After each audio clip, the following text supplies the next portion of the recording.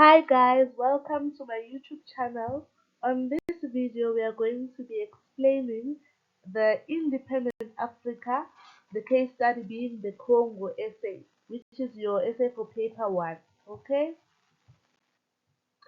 First things first, the introduction. The introduction is one of the most important things. And your introduction should have these three easy and simple steps that I have included here. Step number one, you need to take your line of argument, which is basically where you stand. Step number two, you need to provide a reason for your line of argument as to why are you standing there? Why are you taking that stance? Why is that your line of argument? I hope that makes sense. Then step number three, you need to provide us with an orientation as to what is your essay going to discuss? Which evidence are you going to draw from? I hope that makes sense. Let us take a look at these two practice questions. The first one reads as follows. Critically discuss the effectiveness of Mobutu Sese Seko's political and economic policies in developing the Congo after attaining independence from Belgian colonial rule in the 1960s. When a question says to you, critically discuss, you can say you approve or you disapprove as taking your stance, okay? And then when a question, let's take a look at practice question number two, which reads as follows. Mobutu Sese Seko's political economic, social, and cultural policies which he introduced in the Congo after gaining independence in the 1960s were anti-colonial in nature. Do you agree with this statement? Support your line of argument with relevant historical evidence. So, when a question says to you, do you agree? This is how you take your stance or your line of argument or your position. You say you agree or you disagree, or you can say this essay agrees or this essay disagrees that. Okay? Alright. Moving on, let's take a look at this introduction, which is our example, where I have applied the three steps that I spoke about in the previous slide. Okay? Step number one, me taking a stance. This essay agrees, or you can say I agree. But don't go to the exam and say this essay agrees slash I agree. Choose one, pick a struggle. If you say this essay agrees, take this essay agrees. If you say I agree that, take I agree that. Okay, don't write both of them. Alright? I agree that Mobutu, Sese Seko's political, economic, social, and cultural policies which he introduced in the Congo after gaining independence in the 1960s were anti-colonial in nature. That is what you are agreeing to. So it makes sense to write the statement to show what it is that you are agreeing to. Step number one done. You have taken your line of argument. Step number two, provide us with a reason as to why are you taking that stance. This is my reason, or our reason reads as follows. Because Mobutu Sese Seko aimed to remove all traces of colonial influence and promote African identity through his policies. He introduced the Authenticity Campaign, which encouraged Congolese people to reject Western names, clothing, and traditions, and instead embrace their own African culture and heritage. This is your reason. Step number three, orientation. What is the essay going to do? Therefore, this essay is going to discuss Mobutu Sese Seko's political, economic, social, and cultural policies which he introduced in the Congo after gaining independence in the 1960s. Done. Here is another example for when a person says to you critically discuss. Our example is as follows. This essay approves. That is the line fragment. Can you see it's right there at the beginning?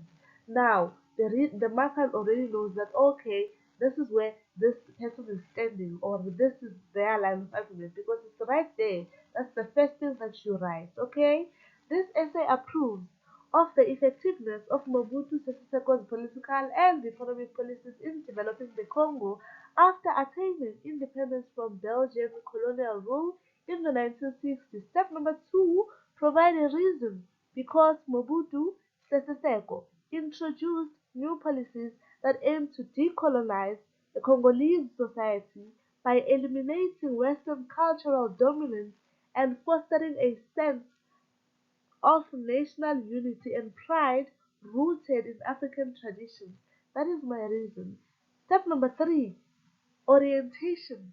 Therefore, this essay is going to discuss. Even the question said to us, critically discuss. So the essay is going to discuss, okay, Mobutu Sese Seko's political, economic, social, cultural policies which were introduced in Congo after attaining its independence from the Belgian colonial rule in the 1960s. All right. Now let's have an overview of the independent Africa Congo. Obviously, the introduction is supposed to be there. A good essay is accompanied by a background, just a bit brief background. Okay, we need to talk about the political policies that were introduced by Mobutu. We need to talk about the economic policies that were introduced by Mobutu. We need to talk about cultural policies, social policies, and then you write your conclusion. This is the overview of the essay. Okay, let's move on to the background. Like I said, background is supposed to be there. So our background reads as follows: good people. The Democratic Republic of Congo, formerly known as the Belgian Congo, because it was a colony of what? Of Belgium, okay? Was a colony rich in natural resources such as uranium, copper, diamonds, and gold. For decades, the Belgian government exploited Congo's wealth, powering Belgium's economic growth while leaving the Congolese people disadvantaged and poverty-stricken, okay? Because all their country's rich and natural resources were exploited, were taken by Belgium, okay? This exploitation ended with the Belgian Congo gaining independence on June 30, 1960. Following this independence, Congo faced significant challenges in establishing a stable government. In 1965, Mobutu Sese Seko seized power. He came to power and introduced new policies aimed at decolonizing Congo, meaning that remove all elements of colonization, reshaping its economy, politics, and society. This is a very good background of what? Of independent Africa, with Congo being our case study. Okay, we are done. Background, one paragraph. That is enough. Right. Let us start our body. I repeat, guys, I keep on writing these subheadings or these subtopics for you so that you can see how you are supposed to structure your essay. But you are not supposed to write these subheadings in the exam. Don't do that. Don't write any subheadings or any subtopics. That is not allowed. I do this for you so that you know that okay, I need to have a body, I need to have a background, I need to have an introduction. I hope that makes sense. Now let's look at our body then. The colonial policies in the Congo were characterized by paternalism, where the Congolese people were treated like children. That's how the people in Congo were treated. They were denied responsibility in administration and representation in government. With Belgium withdrawing from Congo, a lot of new political parties were formed.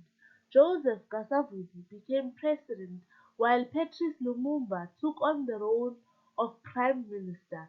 However, they had different visions for the country's government structure, which led to tension. Yes, was supposed to be led, they led to tension.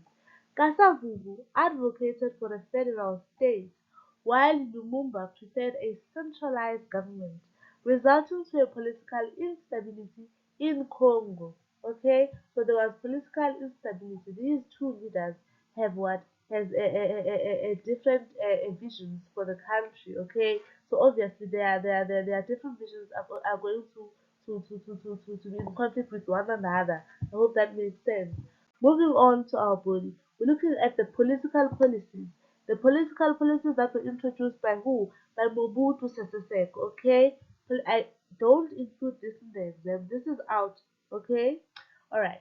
Due to the ongoing political instability caused by Kasavubu and Lumumba because of their different visions, Mobutu seized power. He came to power from President Joseph Kasavubu in a military coup on the 24th of November 1965. Okay, he established an authoritarian regime authoritarian regime, meaning that he was a dictator. Okay, what he says goes. Okay. Okay, so in 1967, Mobutu introduced a new constitution, establishing the Popular Movement of the Revolution as the legal party, thereby transforming the Congo into a one-party state under his leadership. This is one of the anti-colonial policies that Mobutu Sese Seko introduced in the Congo after gaining independence in the 1960s. After gaining its independence, moving on, Mobutu developed a personality cult centered around himself, promoting the ideology of Mobutuism. He transformed the Congo into an autocratic state, ruling as a military dictator with a strong anti-colonial stance. The United States supported Mobutu due to his anti-communist stance. He was against communism. As a result, he received support from the USA, and he created a strong centralized government controlling key aspects such as appointments, promotion, and government revenue allocation. He controlled everything. That is what they mean by or authoritarian or an autocratic state. You control everything.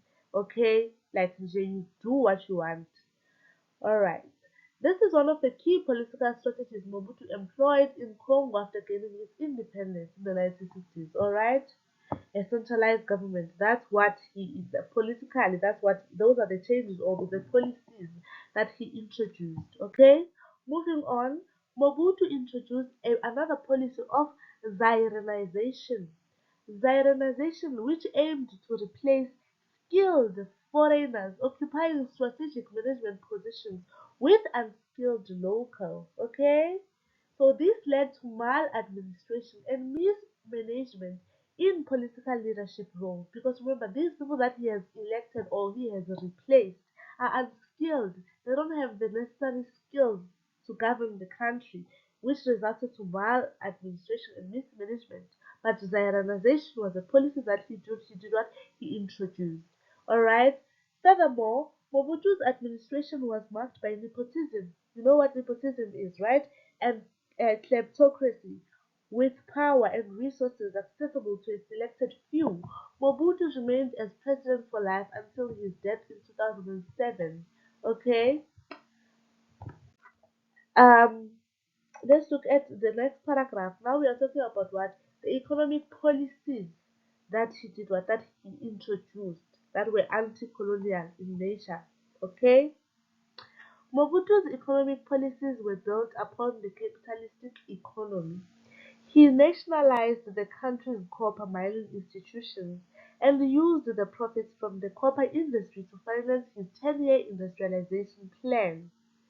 And he nationalized foreign-owned companies without compensation.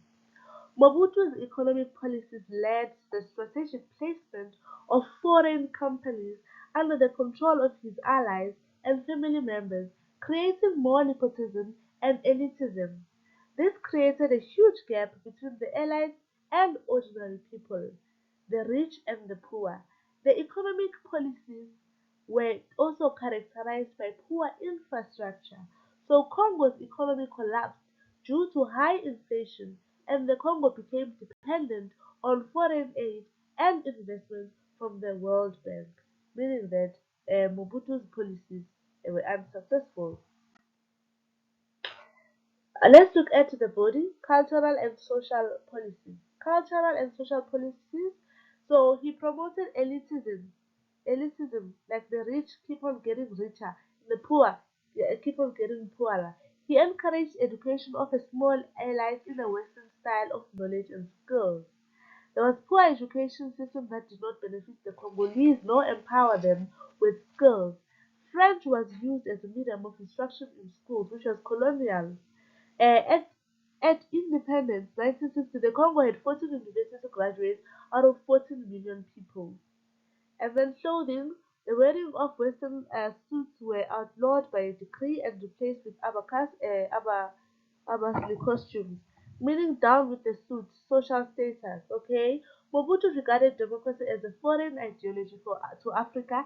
He ruled as a chief in the traditional African style and used it to strengthen his own authoritarian position.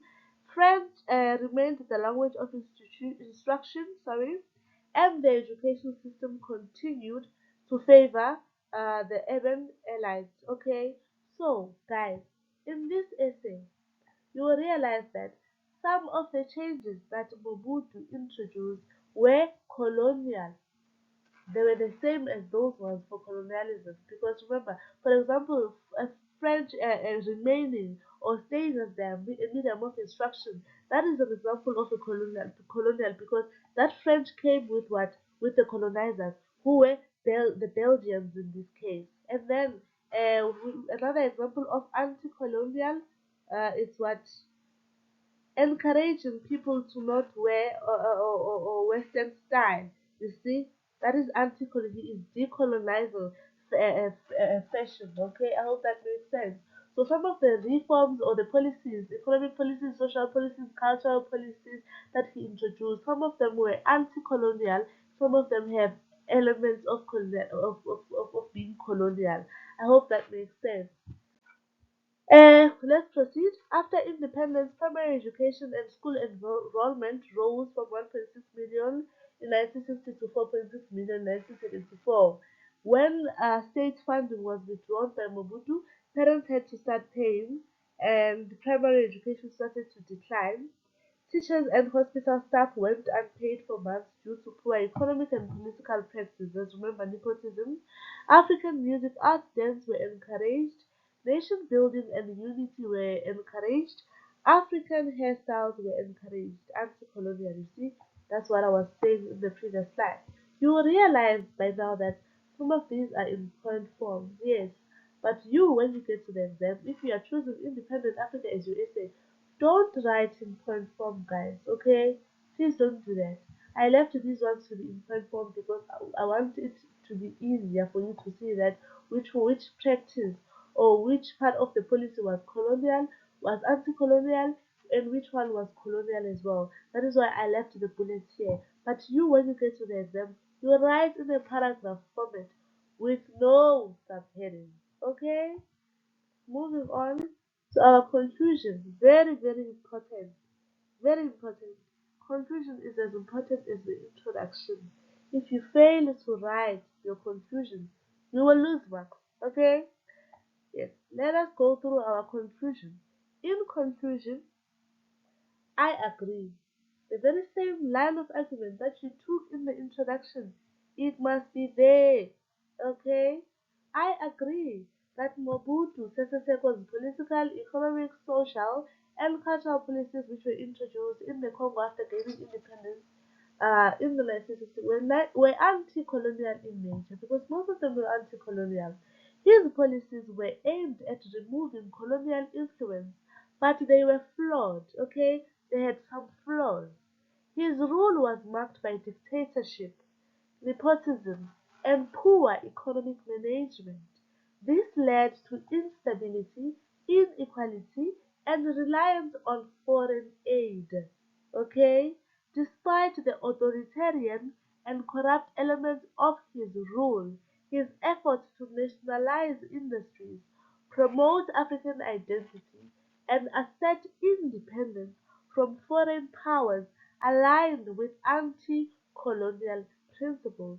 Therefore, this essay has discussed Mobutu Sese Seko's political, economic, social, as well as cultural policies that he introduced in order to decolonize Congo after gaining its independence in the 1960s. Okay? Yes, guys, I think that's just about it.